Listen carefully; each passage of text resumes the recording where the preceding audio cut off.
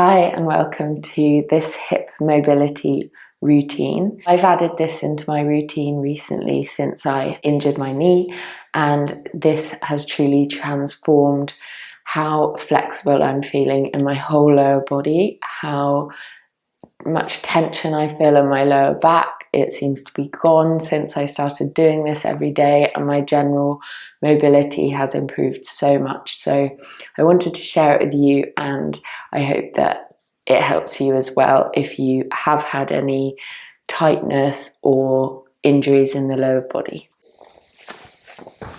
To start with, we take a 90-90 position. So 90-90 means both of the knees are at a 90-degree angle. So make sure that this front shin is in line with the top of the mat, and your other shin is in line with the side of the mat, and your thigh is in line with the back of the mat. So you're making these two right angles with your legs, and then you might feel that you're really dropping over to one side. You need to try and square your body towards the front of the mat. And when I first did this, I could barely sit up. I needed to use my hands, and I was dropping over a lot onto my left. So if that's you, that's fine. Just start practicing every day and you will make progress really quickly. So then you can take the hands in heart center or just out in front of you and just practice trying to square the body towards the front of the mat. Take a couple of breaths here. And then try to swivel your way over to the other side without using your hands.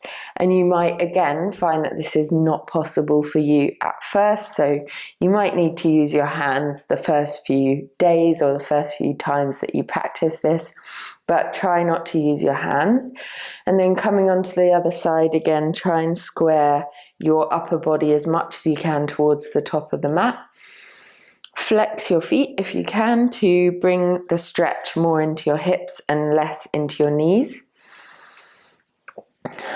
And then we can try and swivel a few times from one side to the other.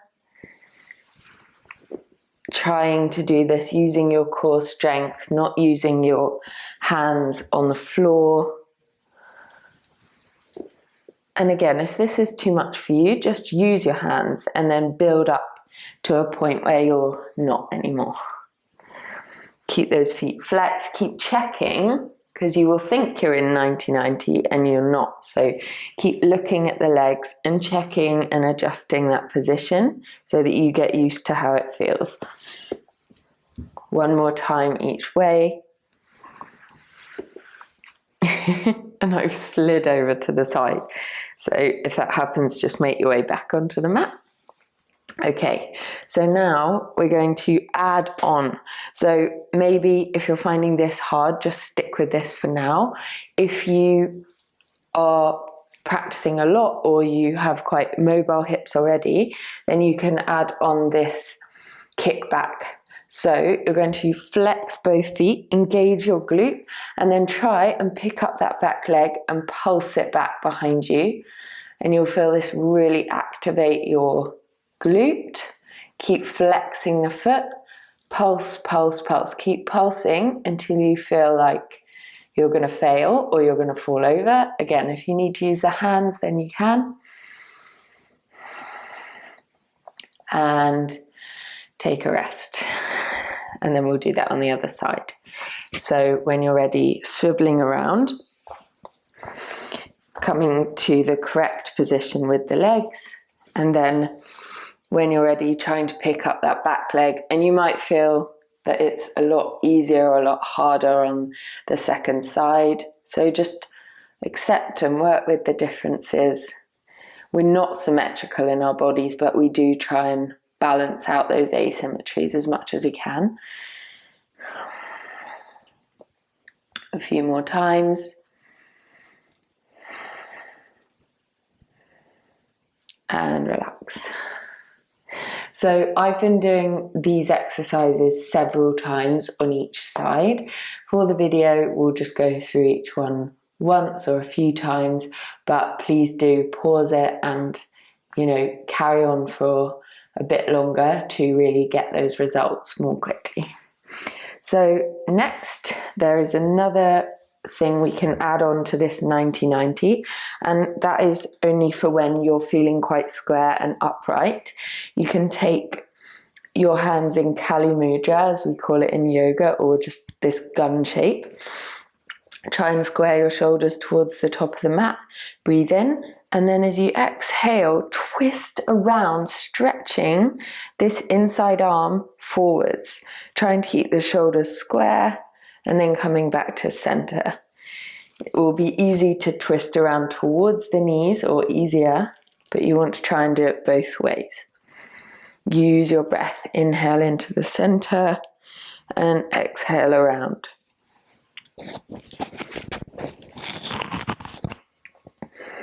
A few more times. And you'll really feel this right hip working. And again, each time you practice this, if you do it regularly, it will get easier. Couple more. Feeling that lovely stretch and twist through the spine. And relax. And then we'll move over and do it on the other side. Flex those feet, find that 90-90 position, and see how it feels on the other side.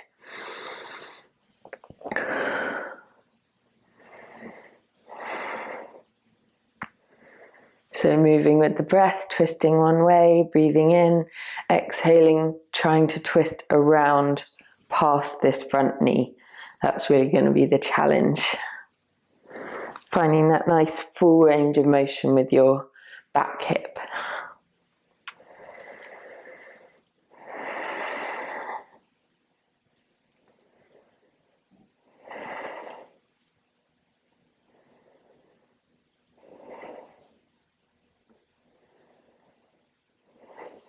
Couple more times. And relax. Nice. And then you can just take the feet out in front of you, sway the knees from side to side a little. And then make your way over into a gate position.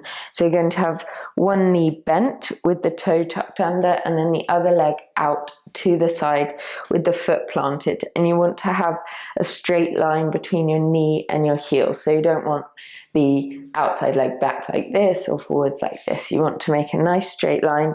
Try and square the hips and then bring your hands down.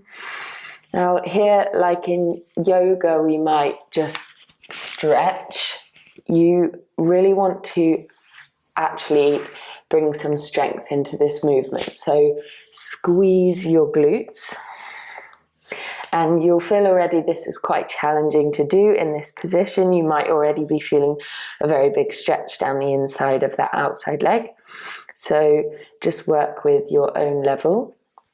Find a little tuck of the tailbone, hug your belly in, squeeze the glutes. And when you've found that engagement in the glutes, slide back down towards that back heel. You might only be able to come halfway, keeping that squeeze of the glutes, and then rising back up. Keep the squeeze and then relax. So again, squeezing the glutes, making your way as far down as you can come, and back up. Squeeze, squeeze, squeeze, and relax. And then try and do this 5 to 10 times. If you are quite mobile already, you might be able to untuck your back foot. Relax at the top, squeeze again, make your way back down. Squeeze, squeeze, squeeze, come up, relax, and again. And really use your breath here. Breathe through the challenge, breathe through the sensation. So this is a really amazing move because it's strengthening the glutes, strengthening the quads, strengthening all those muscles that support the hips and knees. One more time. and relax. Just bring that right leg in, give yourself a little break, and then we'll do that on the other side. So taking whichever leg you haven't done yet out to the side. And again, notice how it feels different on this side and don't force it to be the same. Just work with those differences. So again, finding that squeeze of the glutes, making your way down. Maybe this back foot is tucked under or untucked. Sliding down as you exhale and up. Squeeze, lower down, keep that squeeze. Maintain the squeeze as you come up and relax. Keep going. Keep going until it starts to feel easier. I found when I first tried this, I could only come back a few inches, and then within a few minutes of trying, it felt easier to do.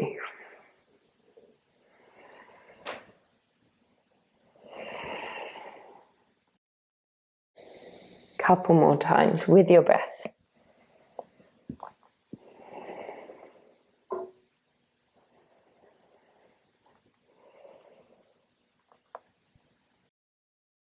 And back up.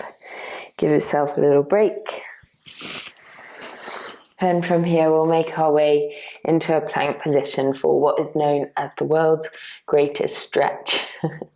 So coming into a nice high plank with the tailbone tucked, the whole body engaged, and then you're going to try and step it forward with the left foot into this lunge position. Keep the tailbone tucked, keep the abs engaged, planting your outside hand down into the mat, and then you're going to draw a line, twisting from the mid-spine, keeping this outside knee hugging in, reaching up, making a straight line with the body. Bring your fingers to the outside of your head, and then slide the elbow down the inside of that calf.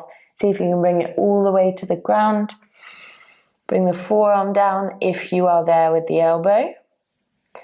And then plant a hand, step it back into a plank position once again. We'll do that on the other side, taking as many breaks as you need to, pausing the video if you need to. Find the nice strong plank. Step forward on the other leg. If you need a few steps, then of course take that. Find that nice engaged core, tailbone tucked, and then reaching up with those inside fingers, looking up towards that top thumb if you can, then bringing your fingers to the side of your head. Don't let this front knee drop out, keep it in line, and then draw a line with your elbow all the way down the inside of the calf, all the way to the floor if you can. Bring the forearm down, feel that stretch, keep correcting this front knee, bring it in, and then plant a hand, step it back to plank. We'll do that again on each side. Of course, in your own time, you can repeat a lot more than just 2 times. So, first side again. Find that alignment, find that lift from the lower belly and the tuck of your tailbone. Breathe in, reach up. Bring the fingertips to the side of your head. Slide it down, keep breathing. Forearm comes down. Feel that stretch, and then plant a hand, step back to plank, and then the other foot steps forward.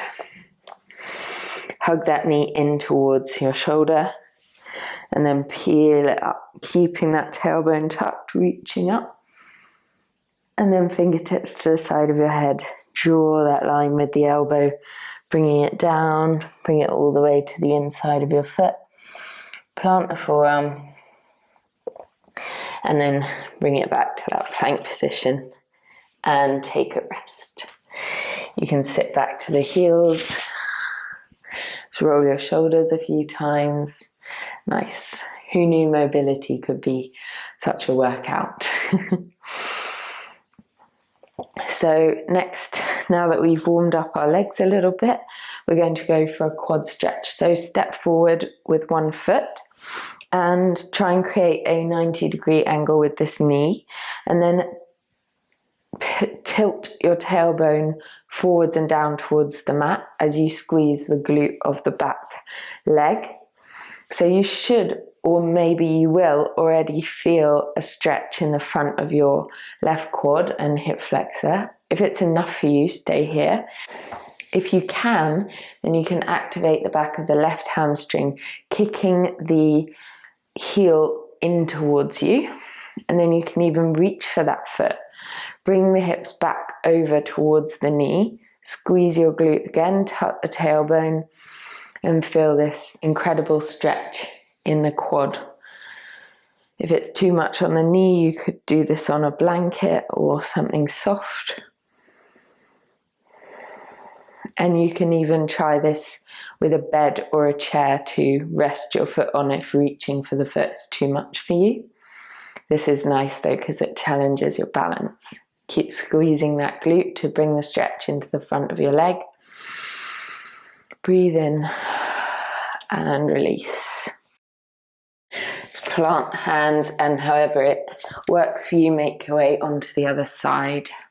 Plant that right knee down, or whichever one you haven't done yet, and create that 90-degree angle with the front leg. Squeeze your glute, tuck your tailbone and your hips down, and then when you're ready, find that full version. Maybe it's wrapping a scarf around the foot, maybe it's resting your foot on a chair. Really, if you're doing this unsupported like me, then really embrace the wobbles, playing with the balance. It's so good for us. It really helps to get these tiny muscles working. Keep breathing.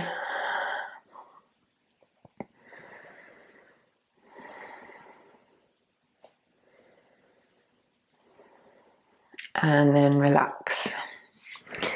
Just plant the hands from here and make your way into a standing forward fold, and then you can slowly roll up to standing. For our final exercise, we will take a standing deadlift.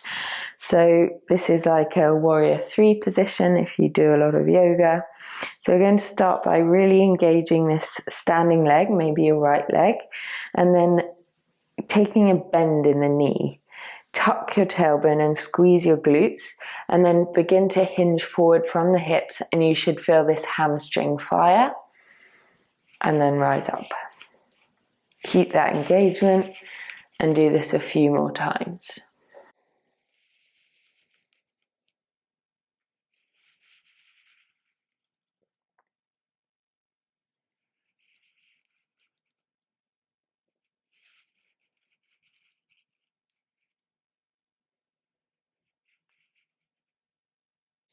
Couple more. Keep going, keep squeezing, keep that soft bend in the standing leg. Lift it up and relax. Give your legs a little shake. And then we can take that whole thing on the other side. So grabbing, interlacing the hands, or however you like to keep the hands, you could have them at heart center. And then take a soft bend in that standing knee, engage your glutes, tuck your tailbone, and then hinge forward without bringing a bend into the lower back. So tucking the tailbone the whole time, drawing down the front of the left thigh, the front thigh, coming back up, and hinging forward again. Keeping that glute engaged, keeping the tailbone tucked. Moving with control, keeping your eyes fixed forward in front of you.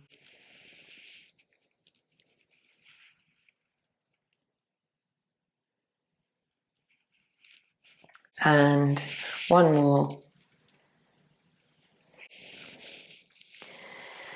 And relax. Give your whole body a little shake. And we are done.